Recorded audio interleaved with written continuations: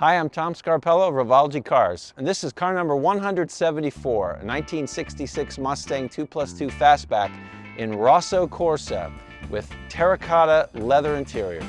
Today I'm going to take you on a walk around of this car, and we're going to go for a drive. Let's get started.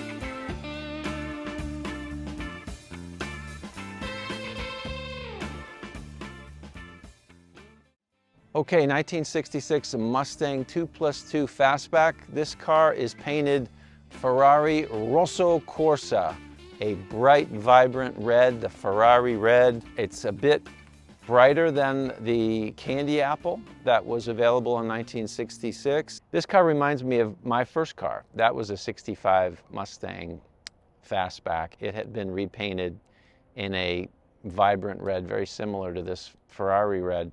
So kind of special for me. This car is the premium package, so it features the grille without the fog lamps in the front. At the side, it has the Mustang horse and tri-bar logo. This car is equipped with the styled aluminum wheels. The premium package features a rocker molding. On the Fastback, there's no trim ornament in the quarter panel. That was only included on the coupe and the convertible back in 1965 and 1966. At the back of the car, the standard horse and tri-bar fuel cap and the valance with the rear bumperettes and the exhaust tips that exit under the valance. Okay, so this car is equipped with full leather interior. It's a BMW Terracotta. This was a special order. We used this leather before on car number 78. The client really liked it, so we made it available for this car. It's a much coarser grain than the Napa leather. The dash is black with a contrast stitch that matches the terracotta.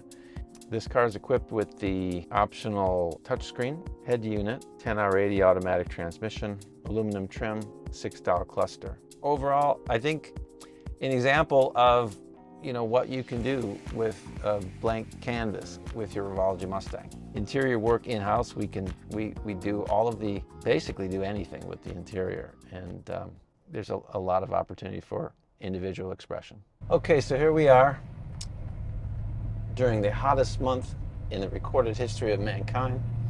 So we are into the month of August. This year has been a pretty amazing year for us so far. We completed the move into our new facility in April, and we have significantly increased our output in the new facility. We've hired over 50 people and have increased our output almost double. So we did 3 cars per month average last year, and this year the last 4 months we've been running at a rate of 5 units per month. In August that goes up to 6 units per month.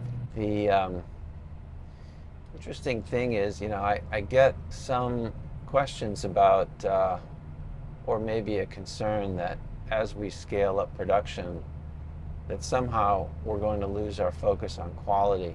And I can understand that, because for a lot of small companies it is true, because you've got a handful of really skilled and experienced people that are, even the owner often, that are involved in the building of whatever the product is that company builds. And as the business scales up, those individuals become less and less involved, and then they start to lose control because they don't have process control in the first place. Take paint, for example, and you could make the same argument for any of the areas of our process.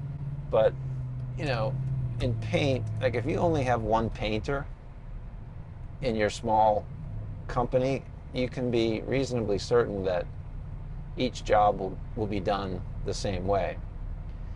As soon as you hire the second painter, now all of a sudden you need process control, because that's when things start to be done differently.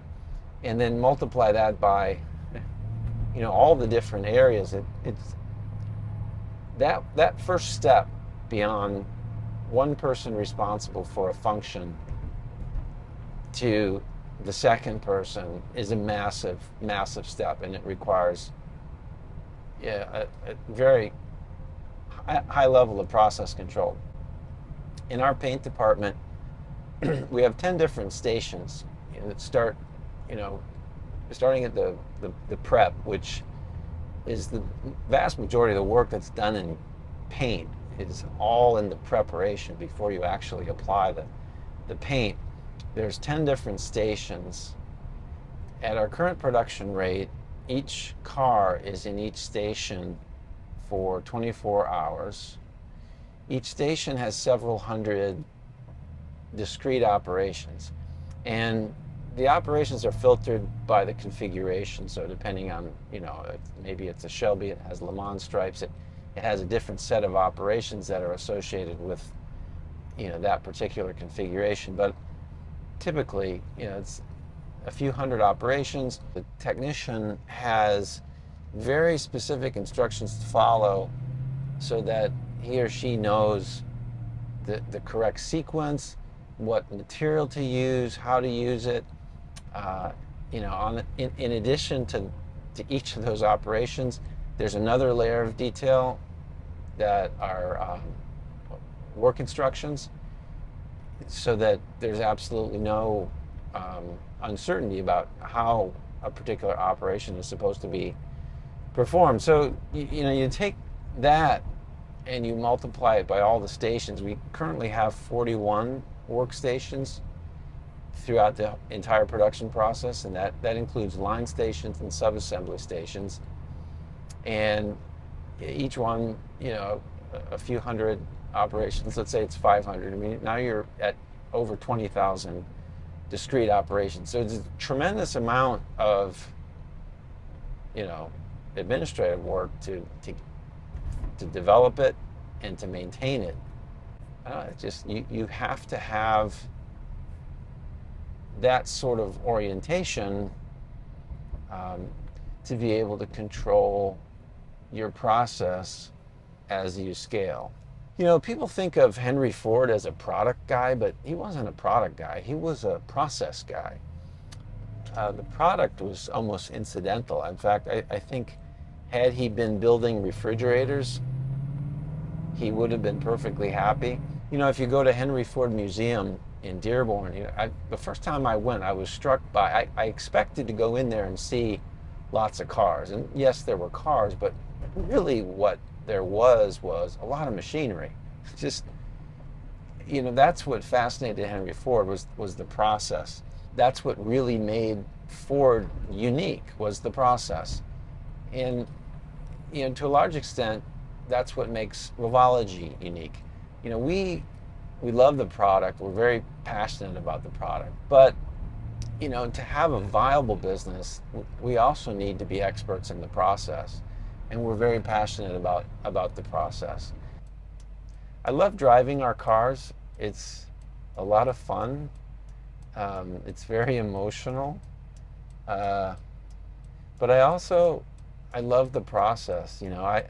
I get just as excited like when I get in one of our cars and I drive off. Just the fact that it behaves exactly like the last car. I love that. I love the consistency. I love that we're able to deliver a consistent product. That's how you need to be able to deliver what we deliver. A lot of people in the custom car industry, they say, I would get bored doing the same thing over and over, but I think that's just an excuse, because doing the same thing over and over is really hard, but gosh, it's really rewarding.